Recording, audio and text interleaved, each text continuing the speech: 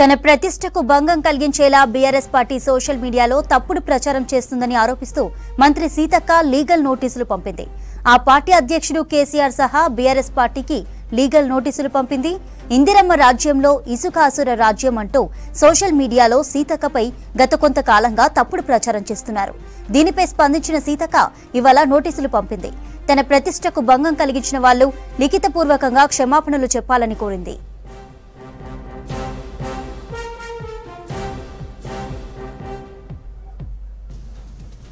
ఇదే ఇష్యూపై మరింత సమాచారం అందించడానికి యాదగిరి లైవ్ లో ఉన్నారు.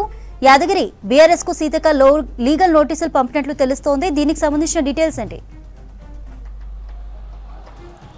చంద్రిక, అవును, ఏదైతే బీఆర్ఎస్ పార్టీ అధ్యక్షుడు చంద్రశేఖర్ రావుకి మంత్రి సీతక్క నోటీసులు పంపారు. అయితే ఇందులో ప్రధానంగా ఏదైతే ఇసుక విషయంలో ఇందిరమ్మ రాజ్యంలో ఇసుక సురుల రాజ్యం అనే వీడియో బీఆర్ఎస్ సోషల్ మీడియాలో పెట్టారు. అది నా పరువుకు భంగం కలిగించే విధంగా, నా పరువు ప్రతిష్టను దెబ్బలు తీసే విధంగా ఉన్నాయని చెప్పేసి సీతక్క ఆ నోటీసులో పేర్కొన్నది. అయితే దీనికి సంబంధించి మొత్తం 100 కోట్ల పరువు నష్టం కింద దావా వేశారు.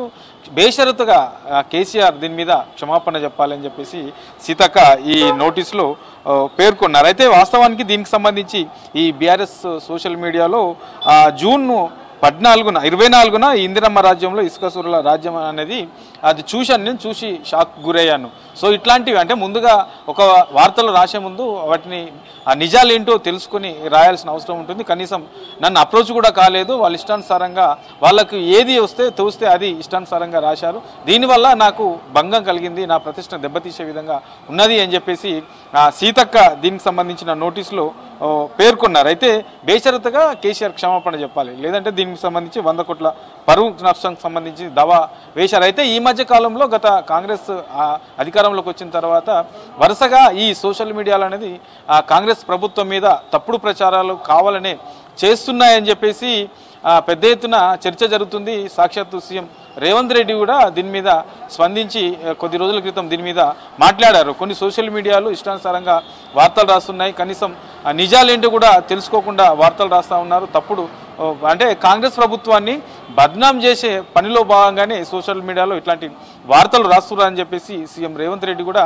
దీని మీద మాట్లాడారు. అయితే ఈ మధ్య కాలంలోనే ఎవరైనా వార్తలు రాయాలన్నా, ఒకవేళ ప్రభుత్వానికి సంబంధించినటువంటి అంశాలకు సంబంధించి ఏమైనా తెలుసుకోవాలన్నా ఇద్దరు మంత్రులను సపరేట్గా దీనికి సంబంధించి వాస్తవాలు తెలుసుకునే విధంగా ఇద్దరు మంత్రులను కూడా నియమించారు.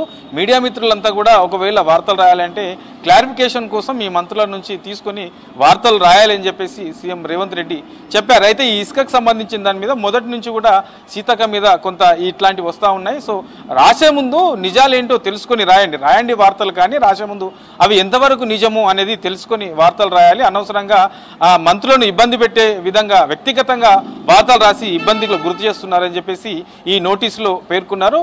బేషరతుగా కేసీఆర్ క్షమాపణ చెప్పాల్సిందేనంటూ ఈ నోటీసులో ప్రధానంగా ఉన్నటువంటి అంశం.